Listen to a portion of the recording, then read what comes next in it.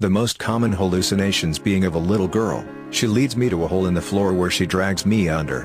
When I come back up, I always try to end it.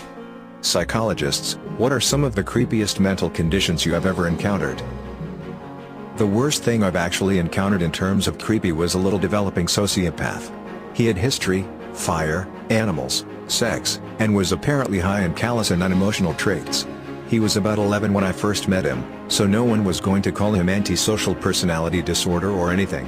But that's what he looked like he was growing into. Anyway, the kid is incredibly funny, smart, and charming. No one can believe what his previous school and doctors were saying about him. I was new there, so I was taken in as well. Then, one day he gets in trouble for stealing, and we had the proof on camera, but he didn't know that. I'm sitting in as a witness and security while he's going through this whole series of emotions: surprise, indignation, fear, anger, etc., as he pretends he has no idea why he's being accused. Then we show the tape and he just stops dead, blank expression, and says something to the effect of, "So what? You were just wasting my time." It was another voice, a completely different personality coming out of this kid, like you flipped a switch. I've seen some things, but that moment was creepy as hell. I'm not a psychologist, but I was in a mental institution for attempt suicide. Lots of bad things had happened to lead me to that choice. Please don't judge. But, as I was saying, there was this girl there, named Anna, and she would comb her hair in the morning and talk to herself. Sometimes she would start to violently scream at herself. One time she grabbed her hair as if it wasn't her pulling it, and forcefully bashed her head repeatedly into the mirror screaming, "Love me. Love me." And at night she would start to play with herself and scream her father's name. I have never been so scared in my life. This girl Anna was only 15. Her father would rape and abuse her. The mother was beaten also. I never want to relive that ever again. I was in a psych ward for depression, and my roommate was terrifying. She was schizophrenic, depressed, and also probably just weird. She punched herself in the face constantly, while whispering to the voices in her head. She also used to sit in the multi-purpose room, TV, games, fridge, etc., on the floor and masturbated. Like, a lot. But she never stopped whispering to herself while she did it. I woke up to pee one night, and she was just in her bed, staring blankly at me. She was moved to a long-term facility on my third day there.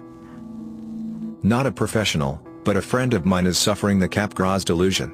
We moved apart several years ago and hadn't been in touch very well. I knew she had gone through some stressful times. I had a couple of phone calls with her where she was worried that her computer had been hacked, but she seemed reasonable. Then one day she called me and told me that her husband had been replaced with an imposter. She wanted me to fly to visit her so I could see him with my own eyes and confirm for her that it wasn't really him. Talking to her is simultaneously fascinating, unnerving, and heartbreaking. The worst part is, while she is clearly not correct in her beliefs, she is quite consistent in them and they are utterly real in her mind. Imagine how terrified you would be all the time if you were certain that the most important person in your life was a stranger, with mysterious nefarious motivations? Imagine going to bed every night next to someone you thought was out to get you. Imagine spending all day desperately trying to find your husband because he must be out there somewhere, right? Nobody's been diagnosed with this in 40-odd years or so, but it's still taught in most undergrad courses because it's a really good example of a culture-specific disorder. It's called Wendigo psychosis, or Wendigo, Weedico, or Winneco, and here's how it goes down. You're a young male in an Algonquin tribe. It's been a long, cold winter, and your whole tribe is starving. You and your hunting partner have been out hunting for moose or deer or even a bear if you have two, but you've totally struck out. You're starving. He's starving. And you've seen the way he's starting to look at you over the fire at night. So you do what you have to do before he does. You kill him and eat him. You know what happens when you eat another man, but you're starving and it's cannibalize or die. So you eat him. And the Wendigo comes and possesses you, because the Wendigo possesses everyone who eats someone else. And now that the Wendigo has possessed you, you're hungrier than you were? Hungrier than you've ever been before. But the only thing you're hungry for is more people. So you back to your tribe and one of two things happen. First, you tell someone, and they attempt to cure you by having you eat melted bear fat until you vomit the heart of ice you now have, because you are a Wendigo demon. 35% of reported cases were cured by this method. Second, you don't tell anyone, got back to your tribe, and attempt to kill and eat a family member.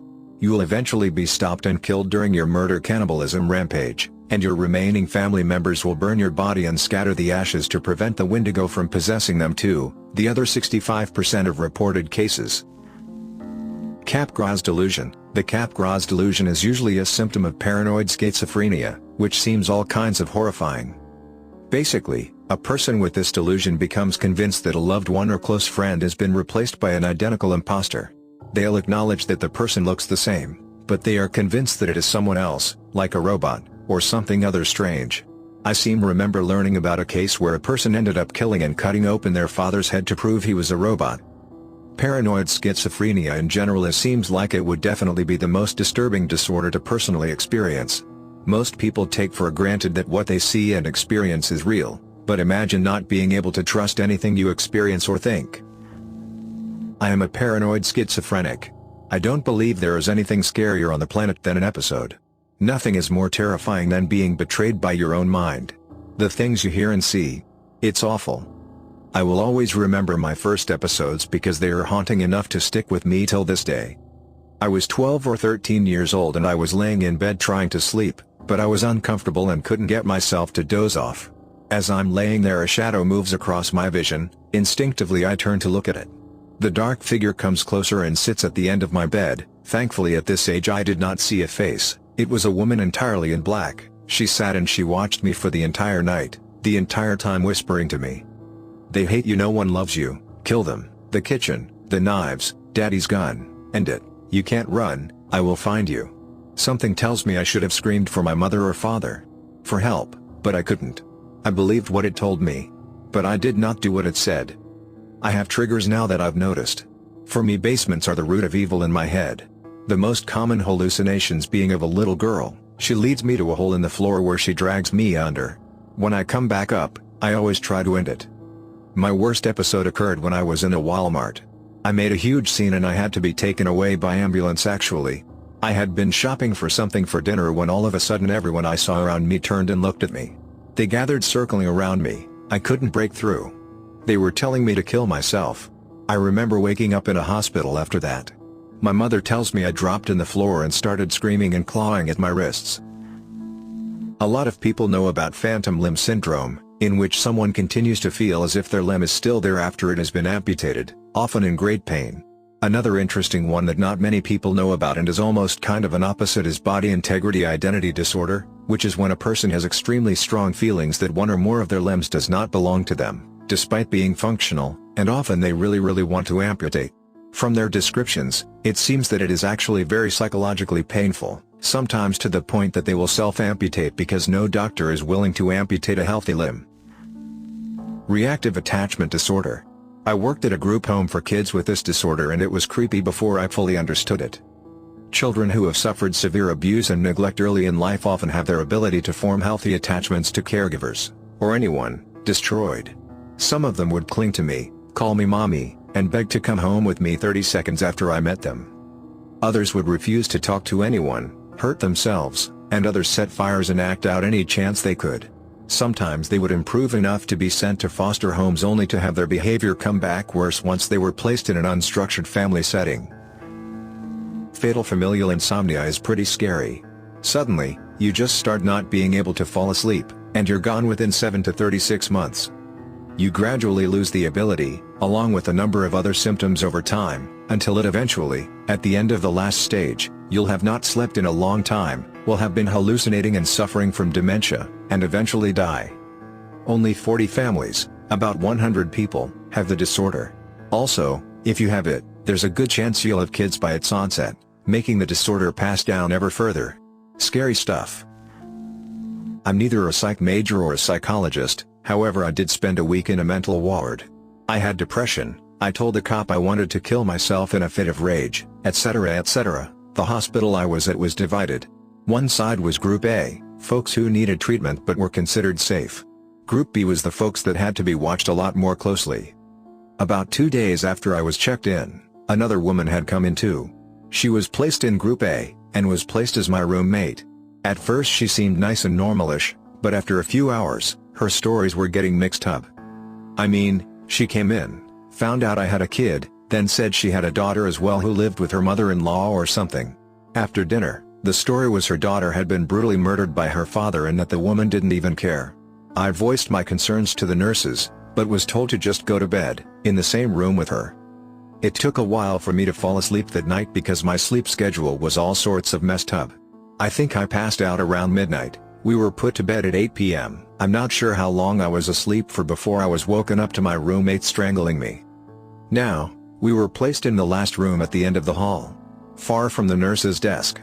Plus I was being strangled, so I couldn't even yell for help. I thought I was going to die, but I had fallen asleep with a book. So I bashed the book on my roommate's head and booked it out of the room. The nurses probably thought I was the super crazy one, yelling at them. I'm not sure they would have believed me if it wasn't for the fact I had hand marks around my neck.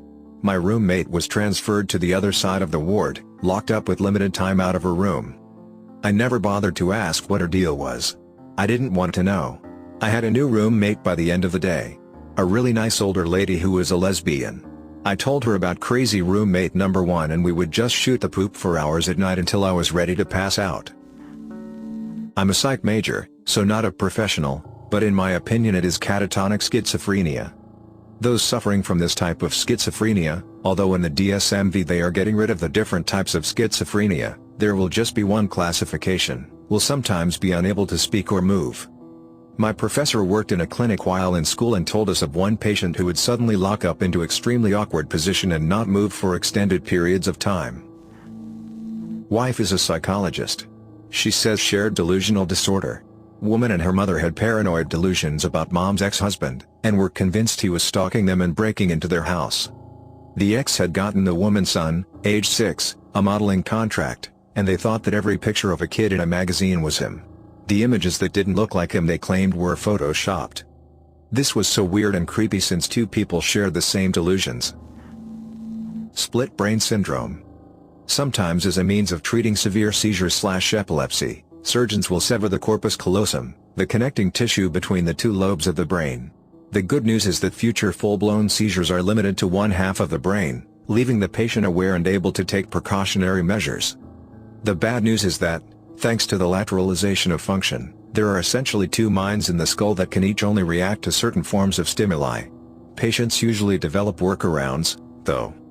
The weirdest part is the occasional outcome of alien hand syndrome, in which one of the brains takes control of one hand and uses it independently. When questions are presented to the controlling hemisphere, the hand can write out its answers, which are sometimes in disagreement with the main brain and the patient's spoken answers. It's been a while since I've studied abnormal psych, so the details might be a little fuzzy. Hey there, I'm a therapist. Because I respect the confidentiality of my clients, I won't tell any of the interesting stories about them. As most people will tell you, psychotic disorders, or symptoms, and personality disorders tend to be the most shocking or unsettling. I've worked with violent sex offenders, including minors, ASPD clients, layman's terms, sociopaths or psychopaths, borderline clients, schizotypal clients, and addicts along with the more run-of-the-mill clients. Personally, I've never been rattled by them, but that's part of why I went into psychology.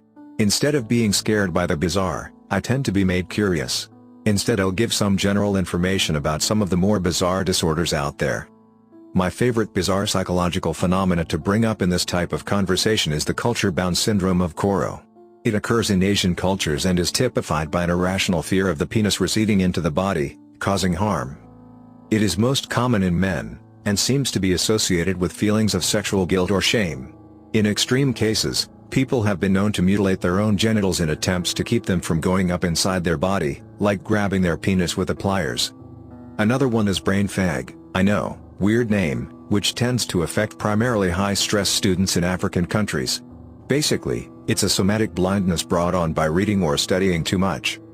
Pica is a disorder where people have an uncontrollable hunger for unusual items like clay, chalk, hair, paint chips, etc. I've read about extremely bad cases of hair pica where people have to have surgery to remove enormous hairballs from their stomach, as it is not properly digested. Obviously, eating other inorganic things can have serious health repercussions. Glove paralysis is another pretty interesting somatic disorder, in which the person can't feel or move their hands from the wrist down. Because of how your nerves are arranged in your arm/hand, there is no way that it could be caused by actual nerve damage. Basically, There are two separate nerves that feed into the bottom half of your arm, pinky side, as well as your pinky and ring fingers. The other provides neurological impulses to the top, thumb side, and your thumb, index, and middle fingers. There also exist a variety of interesting effects that can result because of damage to various areas of the brain. Aphasias, damage to the speech centers of the brain, can result in a variety of disorders of speech and speech recognition. Here's an example of Wernicke's aphasia, in which the sufferer can understand what the tester is saying, but cannot reproduce it. I've worked with some TBI clients who have serious communication issues because of their brain injury, which makes progress very challenging. When there is an underlying, organic cause to the disorder, it is very difficult to address it with talk therapy alone. It's always interesting to me how different psychopathology can be in different cultures. Some disorders with a strong biological component, like schizophrenia, seem to occur across the world at the same rate. Others, like eating disorders, simply do not occur with any regularity in other cultures. Thanks for listening to Radio TTS. Hit the subscribe button to become part of the ice cream sandwich community. Hit the bell notification for updates on new videos. And let me know in the comments if you know any other mental conditions that weren't listed in the video.